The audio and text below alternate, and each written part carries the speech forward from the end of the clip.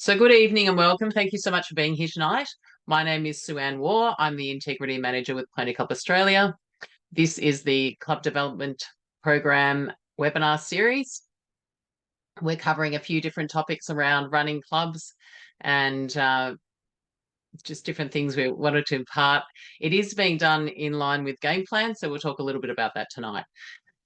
If you want to chat tonight or ask questions, please do so in the chat function. I have asked everyone to put their name, their club, and your position into that chat. If you can find it, it'll be a little chat box.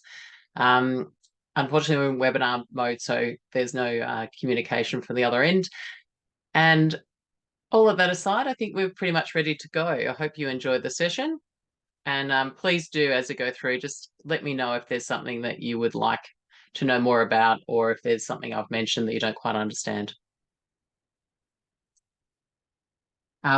Also, just as a note, we do record all these sessions, so they're on YouTube, as well as we will send them around to all the club administrators that we have listed on the Just Go database.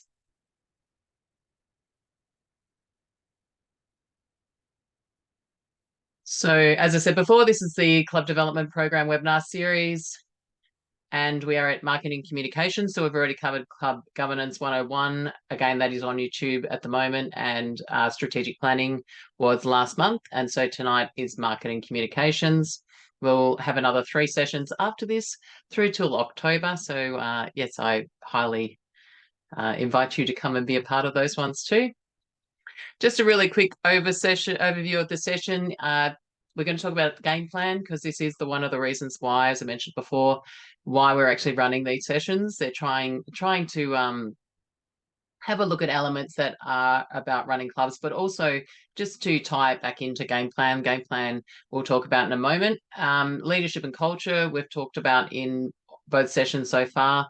We'll talk about it again tonight for anyone who wasn't here. And just to recap, it's a good thing to have a bit of think about. Marketing versus communication planning, and some resources. And there's a few different things in here. I wasn't quite sure how to say we're overviewing, but they're kind of the touch points. So I hope you enjoy it. So very quickly, Game Plan. Game Plan is an online platform that the Australian Sports Commission has put out. It is there to help clubs, zones, states, and national body. There's also a national body format for this as well. It's really just to help look at areas of your management and your governance, and to try and slowly help you create capacity in your clubs, so that you run more smoothly, basically, because it is hard. It's hard running clubs. So you'll find a lot of resources in this area as well. So if you're not signed up to Game Plan, even jumping in to have a look at the resources that are in there. So if you're trying to do a few things, there's a few support mechanisms in there. It is free. It's quite nice. Especially, I often say to people, make sure when you're in here that you treat yourselves very harshly, because there is a process, and we'll have a bit of a look at the screen in a moment. This is the marketing communications screen, and you'll notice here on this in this module, I'm apparently excelling. So I've obviously answered a lot of yes, yes, yes. I've got that in place. And as I say, I would highly recommend, if you're using this product, just to treat yourselves very harshly as a club. So no, we don't have that. Just so that it will give you a bit of guidance. So if you go back through and say, hey, we're a bit harsh, we actually do have some of these things in place, you can go and change it and reassess yourself. One of the nice things about this unit is that it will tell you what's your current maturity mean. So what have you got in place? It will also tell you how to maintain it, or how to improve it to the next level. So you'll start at not developed, developing, I can't remember the other level, and then there's excelling. So there's 4 stages in there, and at each level it will give you an opportunity to understand what it might mean to go to the next level. Here you can create action plans, so it's helping you to actually build that capacity. So, and this is driven by you guys. We highly recommend, or I highly recommend when using it, that maybe you just do a module at a time, because I think it can be a bit overwhelming to see everything that's in there. As I say, this is the marketing communications webinar. So I've actually drawn down into this module of game plan, but there is one for strategy, and there's also one for governance, which we covered a couple of weeks back, or a couple of months back.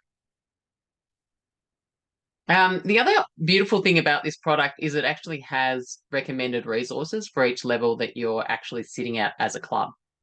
So if you're developing, it'll have recommended resources in here. So you can slowly go through, you can add them to your club plan.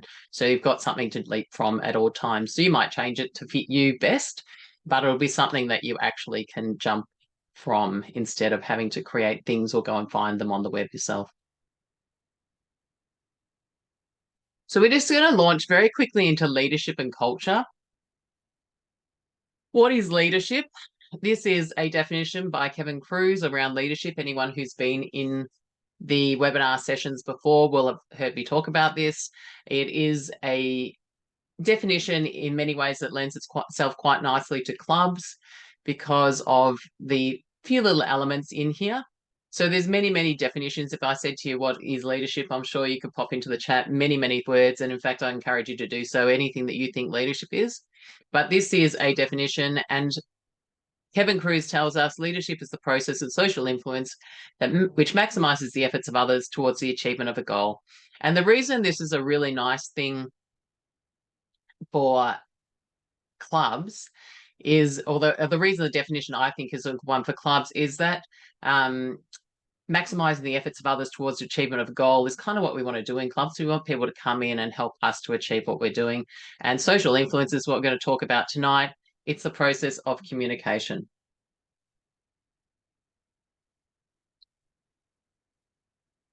So just social influence maximizes the efforts of others towards the achievement of a goal. And that's why I think it's a good definition of leadership, and a couple of little things to actually think about in there. So what does leadership look like at your club? It looks like planning, communication, understanding what jobs are getting done, getting people involved, and not doing all the work. So one of the most important things to do when you're on a committee is not do all the work.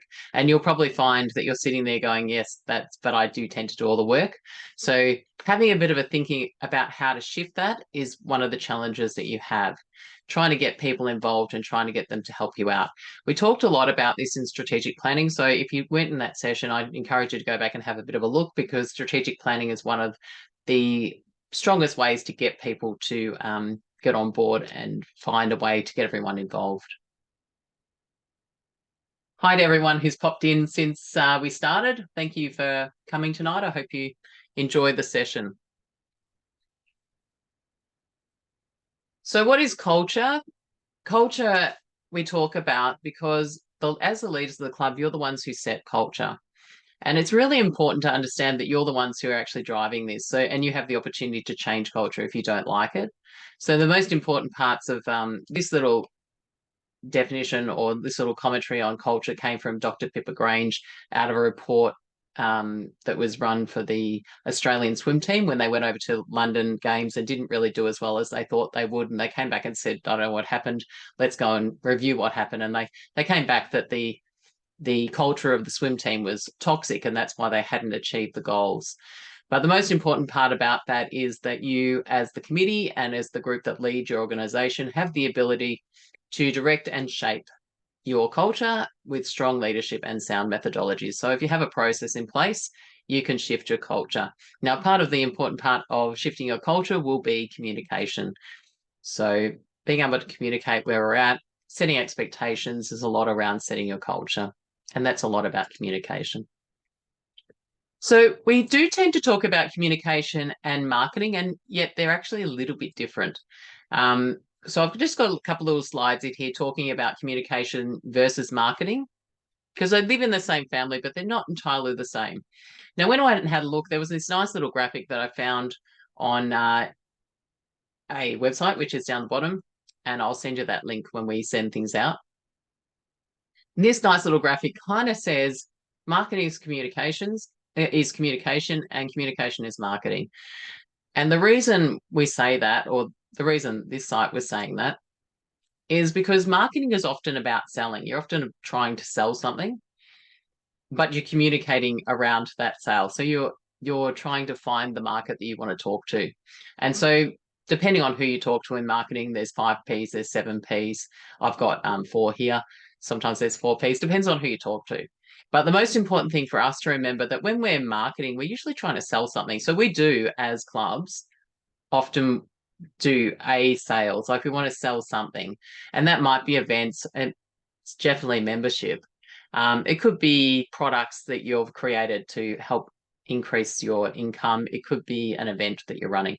So at some point, marketing becomes more a targeted communication around selling something, whereas communication is more in around who, what, where, when, and why. It's about saying we've got a message to put out to our community. It's often about building relationships. It's often about creating a situation where your marketing works better because you develop your audience or you build an audience through your communications. And it's a little bit about positioning. It's a little bit about information. So communication and marketing, they kind of sit hand in hand, but they're just a little bit different. So as I say, communication and marketing live together but serve a different purpose, and both are about communication, but they're often trying to achieve different goals. So when we communicate information, it may not be about trying to get anything back. It might be just about telling someone. Whereas often with marketing, what we want to do is get someone engaged with the product that we're selling or the service that we're selling. And knowing the difference, it's probably not that great, but it's probably, if you're setting goals and stuff, it does sort of change up what you're doing, whether you're marketing or communicating. And we're probably going to communicate more often than we market necessarily. We're usually trying to build and let people know who we are. So why do we communicate? Lots and lots of reasons we communicate, and we will spend time. It's a very interesting thing because volunteer time is quite precious, that we will spend some time communicating. So often having a good idea of how we're communicating, what we're communicating, and how best to communicate it will help, because otherwise the volunteer time gets spent doing things that maybe don't quite achieve the outcomes we're after. So we communicate to provide information, and you can pop in anything in the chat that you can think of the reasons you communicate. Influence decisions, form attitudes and directions. So sometimes that's in around even strategic planning as a communication opportunity. Establishes common thought. So when we're trying to get people onto one page or understand where we're at and what we're about.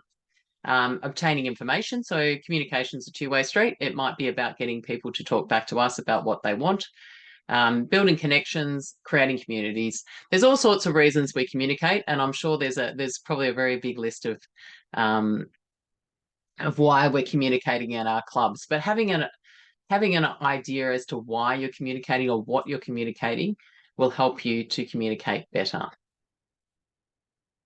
So who are we communicating with? If you were at the strategic planning, these are a couple of slides you may have seen before, because in part, strategic planning and communication kind of sit hand in hand. If we obviously know what we're going to want to do or what we're actually aiming to do, then our communication plan then sits out of that strategic plan, because we kind of know where we're going and we know what we're going to communicate. We can communicate without having a strategic plan. We can do a communications plan without having a strategic plan, because we might have ideas around what we want to communicate. But generally speaking, having a strategic plan helps to drive a communication or marketing plan. So who is your audience? We have individuals, organisations, businesses, government agencies, sporting bodies. We'll just delve into these a little bit more. So we're talking in our actual audience, like our club audience, there's committee, riders, coaches, parents, future members, their friends and family, life members, past members, friends and family. There's probably bigger than that. You might be officials. You could probably think of a few other people. Zones are in there. Yeah, so there's a few people in there that you could probably add to that list. But these are the people that are intimately involved with our club. Then we've got our government audiences, and there'll be reasons that we might want to compute why we're communicating with different audiences. But having a really good think about who these people are is never going to hurt our communications, and particularly our club. So in strategic planning, we talked about knowing our stakeholders. So this is our audience in this case, and how they can impact our club and what they might want to do for it. But through communication, building a relationship with these people will help us to be able to do what we want to do at the point at which we need to do it down the track. Sports stakeholders, so local associations, which would be your zones, state sporting bodies and national sports bodies, talking to them or asking them questions. So that's also communication, is they're within our audience.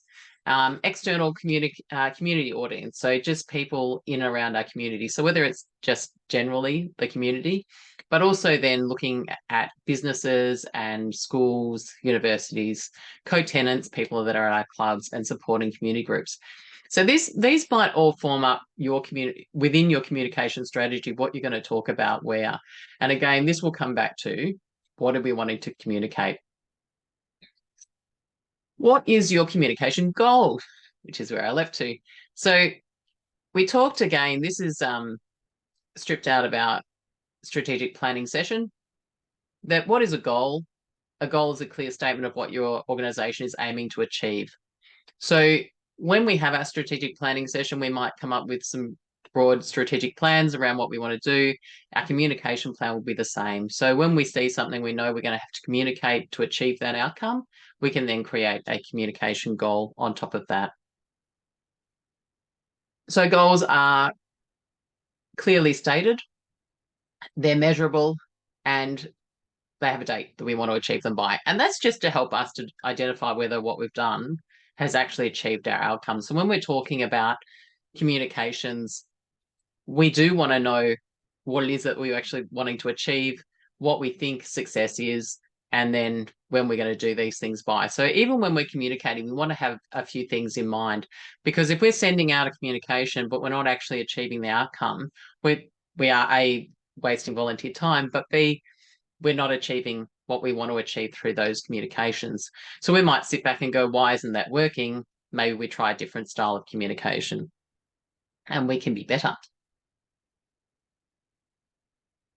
So what styles of communication? These are types of communication. We have call to action, instructional, operational, and relationship building. So there's all sorts of things we're going to do while we're communicating, and this is just a few different ones to have a bit of a think about. So the call to action is about motivating someone to do something. So probably a little bit into marketing. You want someone to buy something, so it might be a membership, or it might be to get people to come to a fundraiser, or it might be to get people to volunteer, or to support your club in a sponsor to support your club. There'll be something that you're actually putting out into the community where you want people to actually come and do something for you. So that's a call to action. We tend to do that quite well in clubs. We know when we want people to come and do things for us. But having a look at that, because it is quite powerful, and the mechanisms under which we can actually do call to action will improve our outcomes. Operational or instructional. So they're often about informing people. So we do this really well in clubs too. We tell people training times or venue changes, the time of rally or club event, when or where an event will be held, what policy exists at the club, what members need to do on arrival at grounds, what if they want to hire the grounds. We're quite good at telling people what we need them to know. So that's something we do very well. One of the last forms of communication is relationship building, or one of the reasons we really want to communicate is to create relationships. This is something that clubs probably don't do as well, because we're very busy asking people to do things or getting people to come to things or doing that instructional type communication, that we probably maybe don't extend our minds into this area. So relationship building type communications are around creating a sense of belonging and emotional attachment to your club. So the people do feel an attachment to your club. They actually feel like they're a part of something, that they want to help your club succeed, that you can achieve this kind of communication through storytelling. So telling a story about your club, consistently telling that story, showing people who you are, putting that in all the types of communication, or having a real good think about how you can actually do that. And it's powerful for achieving your goals. So storytelling and relationship building will help you to achieve your goals. Now, if we go back and we have a think about some of the groups that we were talking about, the government agencies and our local community groups, this storytelling and relationship building is where we really need to have a bit of a think about how we do that in our clubs. Because if our government agencies really understand what we're doing and they feel like they've got an attachment to what we're doing and they actually value what we're doing, then when we go and need help, it's more likely to come our way. And that's no different for a sponsor. Or someone within your community who can help your club to achieve its goals. But if they don't know you, there's less likelihood that that individual will get engaged with what you're asking them to do because they don't know you. So when people actually feel that emotional attachment, they feel like they know your club. That's when you'll get more love from sponsors, you'll get more love from local council, you get more love from government agencies. So storytelling, have a bit of a think. How do we do this? It's really creating stories from your club, telling the story of your club. So it might be about successes. It might be about being involved in local events. It might be about anything that happens that's really heartwarming at your club. So making sure that we actually get that out. We often don't, maybe as clubs, and you can correct me if I'm wrong, consistently talk with our local council, news agencies, those types of things, putting out our stories into news spaces. So having a think about how we're going to do that and actually making an effort to do that's sort of that step above doing what we know we have to do and talking to our local groups and local community about informing them about what goes on or asking them to do things for us. This is about another leap forward to say, how do we get people engaged and involved with our club and understanding who we are?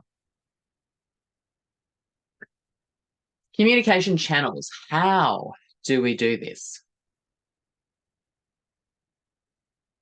So there's lots and lots of ways. We're going to touch on a few in here. So, of course, face-to-face and meetings. This was originally how we used to often get messages around outside of snail mail. We would have meetings. We would get people in a room together. So we'd either have one-on-one conversations where we get people to come in and have a chat, or we get group meetings where people would come in and have a chat. So the bonuses of doing face-to-face meetings or group meetings is that it is easier to get your message across. If someone doesn't quite hear it, we can continue to speak to our message so that we can maybe eventually end up with people going, yes, I understand what you're saying. So it allows for that two-way conversation. It allows for people to question and ask and for you to keep talking back and forward until you find out that the message is across well and truly, or that you've got the feedback back to say, oh, well, that's not quite as it should be, or we might change our direction a little bit. So that's where meetings are really good because you can have a meeting of the minds. Reduces miscommunication. So sometimes, depending on what forum we're talking in, emails, text, all those types of things can be misconstrued, or they might not quite cover off on everything, or people have extra questions over and above that. So you may not totally get that message across. So face-to-face gives you that opportunity as well. And it also gives you the ability to read body language because we communicate verbally, non-verbally, and body language is a part of that. Knowing how someone's reacting to what we're saying will give you a feel for where they're at with the message that you're giving them. So they're another thing that you can read, probably not necessarily in a group meeting, although sometimes you can do it in a group meeting as well, but certainly one-on-one communications. So things to think about, if you're delivering a message, when is or what forum is the best one to do it in? Is it face-to-face? Is it a group meeting? That's some decision making to go through. Electronic mail and e-news. Now, this is something that we have had around for quite a while, really. We've had email for quite some time. And it's funny, really, because email probably isn't considered social media, but email was actually our first form of social media, although you could probably even argue it was fax.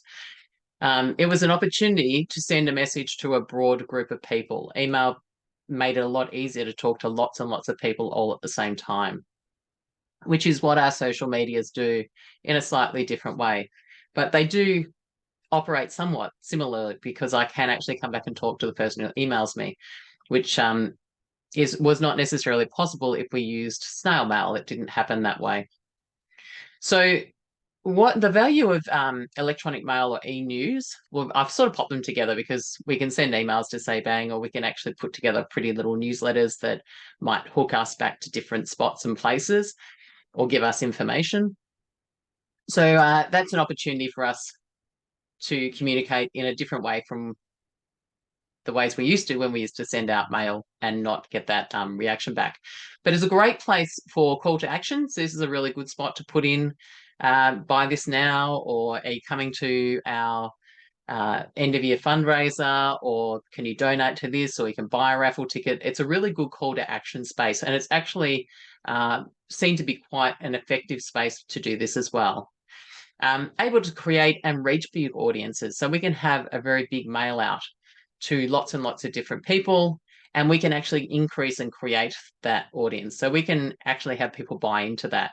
There are email mechanisms now that you can actually get that community to say, hey, yeah, please talk to me. I want to hear what you've got to say.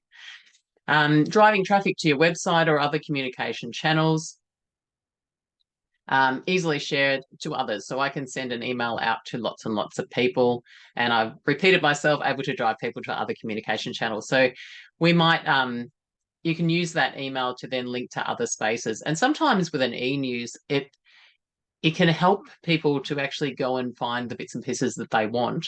So put it at their fingertips and they actually go and access the bits and pieces that they want. So if your e-news is constructed with a couple of little lines with a link to more information, then we can start to see off that e-news what people actually want to know from us and what they find interesting. But certainly call to action has been proven. So just a few little statistics. So we'll talk a little bit about what we have here and how things are used, and I'll give you a few stats as we go through as well. So I'm not going to read these ones out. You can actually, I'll pick out a few of them. It's really just statistics to say that there are lots and lots of emails, lots of people have emails, that there's a lot of people who would prefer that mechanism. Email is where they live, they're not on social media, they may not necessarily go and find your website, but you'll be able to get them on email. So about 52% of people prefer that, that's their main communication tool. Interesting little stat there that most emails are sent on Tuesday, Wednesday, and Thursday. So I don't know what that says. Are we asleep on Monday and we've given up by Friday? Don't know. Or have we just found that more people respond to email communications on those days? Very interesting little stat in there, and it may not be so much for us, but I think it's sort of selling that idea that email is a good marketing tool, and that's that ROI, return on investment, is 42,000%. So for every email, $42 for every $1 spent. So that's a pretty good return. So that's what marketers are finding. But it's something that we can take out of that to say, well, actually, people do things off email. So that might be, if we're really wanting people to do things, make sure that we put our emails out that way so that people, that call to action. In many ways, that's what I've done over the last over this month, just putting out my email to say sign up, sign up, sign up. So hopefully that has worked. We have had people come in and do that. The other information on here is really just saying that email's not going away. It's increasing. People, there are more emails. There's more and more emails being sent. And probably that's the one thing to remember about email. There are lots and lots of emails sent. So being very mindful about what you send and how often you send it is important with email. So making sure that the information we're sending is actually helping the person who's receiving it, that will probably make them feel happier about your email. So if they're actually getting something that they want out of it, they're more likely to make sure they open your email. So we'll shift into social media. So we've sort of looked, there's obviously snail mail. I didn't cover that. We have looked at meetings. That was one of the ways we used to communicate. Email came along, and email created a whole new world for communication. It did mean that it was faster communication. And then social media came along. Now, social media changed the way we communicated and has done, it's like anything else, it's good and it's bad. It's created new challenges, but it does create a really great space for us to talk and have two-way conversation with our audiences. So just here, there's the top 10 social networking sites of 2023. These were it, and I can't remember where I grabbed it off. I should really have put that down. That MOU is monthly active users. So Facebook is at the very top of that, closely followed by YouTube, which is quite interesting. WhatsApp, which is a messaging service. Instagram, WeChat, so it's another WeChat's another chatting one. TikTok has definitely come up the ranks there over the last few years. The others down the bottom are a couple of other they're Facebooky or chatting services. So go and have a look at those. And of course, Snapchat's on the bottom. Now, this was actually top 20. So I'll see if I can go back and find that site and send it out to you because I thought it was quite interesting. It does give us an idea if we're communicating where people are sitting, what are they doing, and whether we should be getting into that space ourselves. So Facebook obviously being the biggest one, and we often think, or the messaging around Facebook is that it's what old people do. I'll show you some statistics that kind of shocks me a little bit. So it's not really that way at all. And I suppose with those statistics, it does say that there are a lot of people on Facebook. Obviously, we can use Facebook to promote the club and encourage people to join because we can do call to action. We can talk about ourselves. We can do that relationship building in this space. We can celebrate success stories. So that's that relationship building of members and volunteers, or anything else. We can share things because that's another really powerful thing about social media. We can share things from other services, and we can promote other people within our socials that we think are important or interesting. And I know that I've seen different people who are in this session right now who have done that. They've picked up my posts and put them out into their social media. But that's one of the most powerful things and wonderful things about social media. We can get a message further to people who might actually be interested in that message. Attract participants and spectators to events. So obviously we can do events. Facebook's a really lovely space to do events. It has a beautiful events space in there that you can put links to the actual sign-ups, and you can have a little discussion, you can have a little chat. So those people that are in that will actually get that messaging directly. So if it's about the event, you can build the energy around that event. You can celebrate sponsors within those pages. So that's a really powerful space to be in, to promote and to market and to communicate. Keep our members up to date with the latest news. So that's one of the things we generally do, and keeping in mind that sometimes with us that might be informational, might be call to action, but if we can mix up that storytelling in there, that's going to make our communications more powerful, and that will turn the club into a real community. So that's what we're saying. Bring everyone in, talk about people. Always remember to lift our volunteers in those spaces as well, celebrate the people who are helping to run our clubs and to make things happen. One of the most interesting things about social media is that it can go to a wide audience. So we're not just going to our club community in these spaces, we can go broader. Obviously, depending with Facebook, we can have private spaces. So we just have the people that are in that space, but we can open ourselves up and we can have our message going nationally or internationally. It can go as far as it's going to go. Help raise funds, engage with the community, engage with existing members, recruit new members. So be a space where we actually get people excited. In these spaces too, with that sharing opportunity, it is an opportunity to get people who are within our organisation to support our efforts to do things. So if we're fundraising, ask your community to go and share it on their pages because it will increase your reach. If we're looking for members, ask them to put it on their pages because they're interested in what you're doing. It may very well be that other people might be interested in what you're doing. And to drive traffic to other communication channels, because you can in Facebook link to other areas that will mean that people can go and read more. So the other part of Facebook can be that you can put a couple of little lines that might grip someone and then pop up a link so that they can go further and read further. So these were statistics that I picked up off Statista, and they're the female male users of Facebook. So I thought it was quite interesting, and we would normally believe that it's older people using Facebook, but these statistics are telling us a different story. I often think it's quite interesting to jump into your own analytics. We'll talk about analytics in a couple of screens, towards the end. But having a look at these statistics and your statistics, what are your statistics telling you? Who's on your socials? doesn't match, have you not quite got the same market? Instagram, again, is very similar to Facebook. You can actually link them together. I'm covering these big ones because these are in the top 10, and I thought I can't cover them all, but having a bit of a look at them. And if you want to go and have a look at something that's a little bit more out there, or you might find out your community is actually in a different space. So that might be the reason you shift to a different social.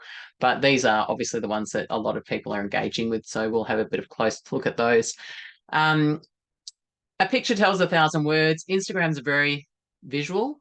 It's videos, pictures, as opposed to Facebook that gives you the opportunity to link things. You can't really do that very well in Instagram. But showing photos, getting people to be engaged is sort of what that Instagram's about. It really does help to show who you are or showcase who you are through a really visual sort of look. And I suppose when we started, when I haven't actually put Twitter in because Twitter didn't actually land in that top 10. When Twitter started, it was really about that very brief couple of words. Social media has moved all this way to say, well, actually, people find photos and videos more engaging. They get more sucked into those types of things, reels, those kind of things that are happening in those social mediums. So, yeah, using that and understanding that that's really what people are after, less words, more visual input, and then people might leap into a different space where they listen to more of what you've got to say. Again, celebrating success stories, attracting participants, keeping members up to date with what you're doing, marketing whatever getting people to come and join you in different ways. That's another thing you can do. You're reaching that wider audience. And you can create conversations so people will give you feedback, but they'll also talk with you in these mediums. So again, this was from Statista again, January 2023, and these were the worldwide users of Instagram. A little bit younger, you'll note that has popped up in the 13 to 17-year-olds, and the 18 to 24s definitely are in that space, and then the 25s to 34s. So, and probably tapering off on the other end of that. One of the nice things about Instagram is it's quite easy to use when you're out and about. If you're taking photos and putting things up, it has some beautiful opportunities to change things up, filters, bit fun. So, yeah, it sort of does attract that younger market. If you are wanting to do things and you are wanting to pitch your stuff at a younger market, this might be this might be definitely a medium you want to get into. YouTube. Kids are always on YouTube, is all I can tell you from my children. They're always watching YouTube. They're watching people game. They're watching people sing silly songs. They're watching. My children will watch things about animals. There's so much that's on there on YouTube, and they do engage with it. So it is an area that clubs probably don't think about. You can correct me if you're wrong if you're in there. But having a think about maybe how you can engage in this space might really draw your younger members in, making it fun, whether it be newsletters that you read in a news style so that people are more likely to hear what you're saying. Thinking about how maybe you can use YouTube to your advantage to get your message across or to bring people in or to sell who you are so that people actually do get a feel for what you're doing. It's an interesting concept. Have a bit of a think about it. So again, promoting your club and reasons for membership. Don't tell people who you are, show them who you are. That's what YouTube's about. Use it to inform an interest. So again, even using it as a spot to raise something that's happening. I know there's clubs that have used it, say like a motorsport has used it to say, what's this part of the car? And then they'll get people to chat about that type of thing. How do you get people to actually engage on that level? So they might talk back to them in that space. Turn the club into a real community again, allowing people to really see who you are and building that emotional connection with your club so people know. And of course, you can definitely go broad with your audience, but in a real way, because you can really show what your club is doing. There was another motorsport that during COVID particularly ended up having their sport shown. It went viral. People were just so engaged with it. It was just like these little carts going around a course, and people got on, they were watching these videos because they were so exciting. So having a think about how you can increase people's knowledge around the club, what you do, what your club is up to, could be a really good space for you. This is, again, Statista. These were some statistics on who's using uh, YouTube. And obviously, we're way up 18 to 24-year-olds, 25 to 34, that 25 to 34-year-old bracket. But you'll notice that there seems to be quite a few people who are using YouTube because it's such a good space to go and do lots of different things and learn things. I don't know how many times I've jumped onto YouTube to say, how do I do this? And there'll be something in there that shows you how to do it. So really good spot. Websites. Websites are something that I think sometimes we think are a bit old school. However, I'm going to try and challenge people's thoughts. I don't know if you have a website. If you want to pop into the chat and tell me if you've got a website. Websites are still a very useful communication tool for us. For clubs, I actually meant to make a little slide, and I don't think I did, around the things that I would definitely keep on a website and why I would have a website. I understand why clubs sometimes come back off websites because sometimes it's hard to keep them updated, but or it's harder to keep them updated. It's a lot easier to do a lot of the social media. But keeping in mind, as we've seen, email, 50% of people would prefer to do email, or they're more likely to be in that space. There are a percentage of people who are doing social media. So there's quite a considerable market that are actually in that, but there are people who won't engage with social media. They don't like it. So websites are a space where people can go and find information. It will pop up if they're searching for things. One of the things that is said about websites is that people feel it gives your organization credibility, that they can see who you are and they can sort of get a feel for who you are. Let's people know who you are. You can actually sell your story in that space. Helps people to find you. So if you put locational things on it, where is this? You know, for a club, where is it? Where are their grounds? Helps people to contact you. So having your contact details on there, or having a way of someone contacting the club, will help someone to get in contact with you. So it's maybe not what they would go to your social media for, even though they might be able to find it there. They're probably more likely in this space to look for that kind of thing. Saves volunteer time because you can put a lot of things on your website that people will consistently ask you. So you can create pages that answer those questions. It might be frequently asked questions. It means that sometimes people mightn't go and find that, but if they contact you in different ways, you might just lift that page and send it to them, which means that's a lot easier than having to type out that page over and over and over again. So having a look at how this can save you a bit of time. Websites will work for you 24/7. They're always up there. People can go and find them. So your social media probably depends on you writing back to people. So there'll be periods of time that you're not actually available for different things that you're doing. Your website's there all the time. Provide storage of important information. So you can keep some really important things in that space so that they're always there. People know where they can go and find it. So we talked in governance about constitutions being on your website so people can access them and that they're always there. People know where they are. Things like strategic plans actually give you credibility. If someone's looking at you, local councils will love to be able to go to your website and see that type of information. Your annual general meeting information. So if you've got an annual report, obviously being able to find that. But if you're not doing annual reports, that your minutes and your financials are up there. It's really important that people can access information about you if they want to actually get engaged with you, because that gives them a feeling of who you are and also gives them a sense of whether they want to be involved with you or not. But one of the best things that we maybe don't think about enough is that websites create sales. So we can actually sell on our website.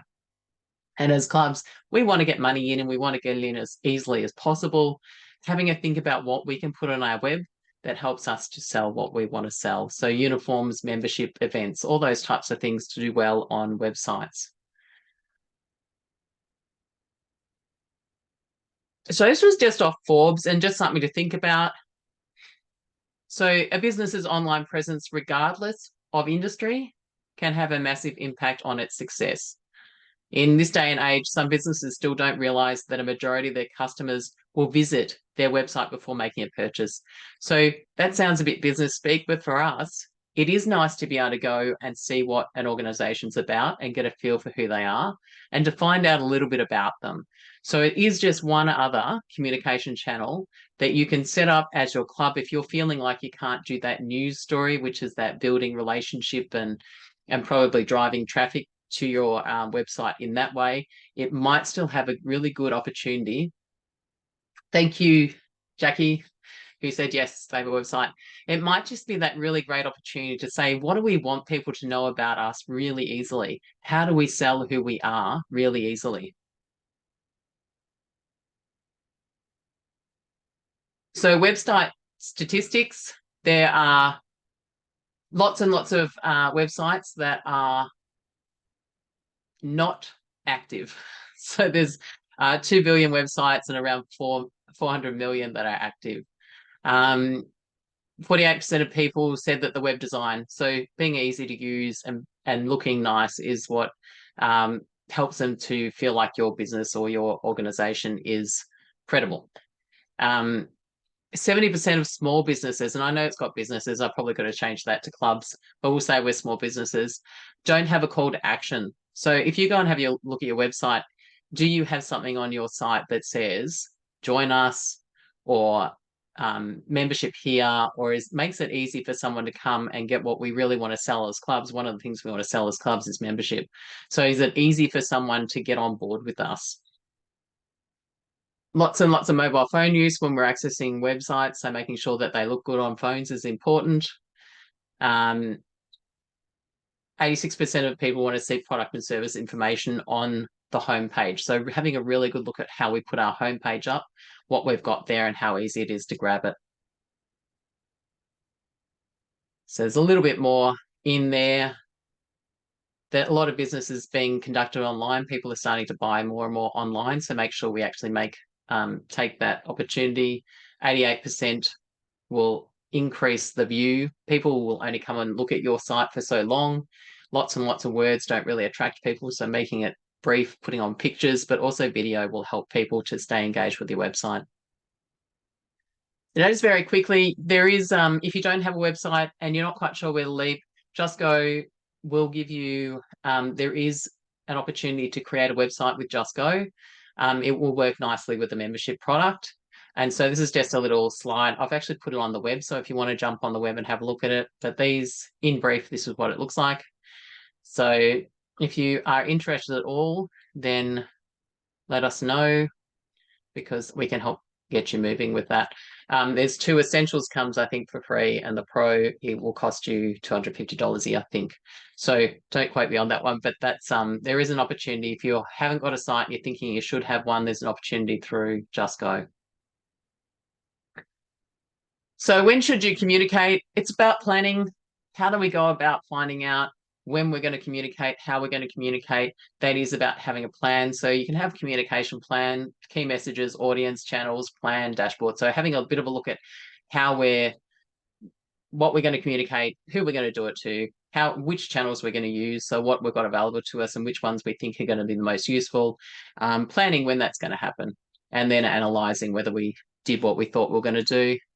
Marketing plan, a bit the same. So again, describing a target audience, the situation analysis, so that's a very technical word, basically sort of saying, look, we know what we're going to try and what we want to do, what we want to get people to do, working out who your audience is, listing your goals, developing that communication and the strategies, and then set your marketing budget. So which communication channels? Realistically speaking, a combination of channels is always best. So don't just think that because I put it out once that people have read it. It might require you to support it in different spaces. Again, this is where a website is great because people can always go back and find it if our communications are pointing back there. So if you've got something that's on your site, then you know you can pick it up and send it in an email, you can put it into your socials, and there's always this spot that people go back and find it. So that's good. But again, it might mean who's your audience, what channels are they on? Where do I get the best buy-in? So you might find that one does a better job. So maybe that's where we're going to go, and support each channel with the other. Use analytics. So very, very briefly, because we could look at analytics all day long, but you will find that there's analytics. You can either set them up for your website or they'll be there in your website. Definitely in social media, they'll have analytics. Emails will often have analytics. So have a look at what it's telling you, because it will tell you who's looking at content, what they're looking at, who they are, ages, where they're from, how long they looked at things, or how engaged they were. So social media are about whether it got shared, whether they got liked, those types of things. What time of day people are looking at things, because that might mean that I'm going to put out my social media when I know that those people are online, or I might send an email when I know I get the best engagement. So that might be at 6 o'clock, because that's when people are home looking at it. It might be at 9 o'clock in the morning. But having a look at when people are actually looking at their stuff. Yeah, what gets looked at the most? So if we're talking about websites, what it will tell you what pages people are going to. So you might say, well, that page needs to be on my homepage so people can find it quicker. It might be that, there's certain posts that get a lot of engagement, a lot of shares. So having a look at what happens in that space. Now, I've actually put up a marketing comms page. So in ClubSource, I have taken, we had a marketing communications space in there, but I've popped it into a button and I've popped a few things out so we can see a little more closely. So if you go into ClubSource and you click on marketing communications, you'll find that there's this page, and this page has a lot of different things, which I'm going to skip through really quickly because I'm running out of time. But you can go and have a bit of a look. If they're helpful to you, then by all means use them. If you have anything else you'd like to add, pop into that marketing at ponyclubaustralia.com.au, and we will try and help you to do a little bit more stuff. So in that top tab, you'll find Marketing 101, where there's this brochure's in there, and there's a couple of other how-to guides on tracking social media. So that's in the Marketing 101. Social media tips and tricks. There's a couple of little things in there. You'll see just down the side here. These are all the different things that are in that space. We're not going to go through them all. That's just a little bit of a look at the social media cheat sheet or checklist. A little bit of information on sponsorship. So jump in there and I'll help you a little checklist and a template for a thank you. A couple of things in there. Open day and events, so email newsletters and open day flyers. There's a couple of videos in there as well. So if you're looking for some stuff, then pop in there. Public relations, a little bit of a chat about media releases, how to write one. That does bring us to takeaways. So I probably could have looked a little bit closer I thought I was running out of a bit more time, but that's okay. Looking at those, so that little space is on the web right now. So if you want to pop in there and have a look, please feel free to either email me or marketing and just say that there's something you'd really like to have created for you, because that will help us to sort of form up how we can help you, whether there's something that you think would be a great idea, whether there's something you have and you think is a great idea and would be good for the country to have as well. Please feel free to send those things. So takeaways around communication: knowing who your audience is, knowing what your message is, deciding on the best method to communicate your message. And it mightn't just be one channel. It might be 3 channels, but you space out those communications so that people are going to access it in different ways. Creating communication plans, so actually knowing what you're going to communicate ahead of time always helps. It certainly helps with social media because you can actually put things up there already, so you can schedule your posts. You can also schedule through the email system in Just Go. You can schedule when you want to send things. Use a number of channels together. Use analytics to ensure your plan is working. So the analytics will help you to evaluate whether your communications are actually working. And if they're not, as I say, we're very mindful that it's volunteer time we're using. So if we're doing a method of communication and that communication isn't working, let's shake it up so that when we communicate, the time that we spent doing it really does have its bang for buck. And the other little takeaway in all my sessions is to jump into game plan. So if you haven't jumped into Game Plan, do go and have a look, because it is fantastic for um, definitely the resourcing elements, but it will help you to move your club through building its capacity in different areas. So that's the Game Plan portal. As I say, that's the marketing comms module, and this is a module that's actually out of the base models. This is something that you get to select whether it's something that is important to your club or not. So don't rush to it. I think you got a bit of time before you need to jump into that one. I'd highly recommend governance to chew through that one first. Next session will be in August, and it will be safeguarding and integrity. So we'll talk about the National Integrity Framework and integrity issues in general, and safeguarding, which is child safeguarding, really important for Pioneer Club. There it is. And any questions, you are welcome to ask me. You can either email me, you can ask me right now in chat, or you can give me a phone call. I'm more than happy to chat with people. Yeah, and I hope you've enjoyed the session. Anyone who's watching the recording, I hope you've enjoyed it as well. There is so much in marketing comms, and I think we'll probably come back and visit it. If you want to send me your ideas on what you might like to know in more detail, please do so, because we'll cover it in more detail in the future. But otherwise, thank you so much for being here tonight, and I look forward to our next session.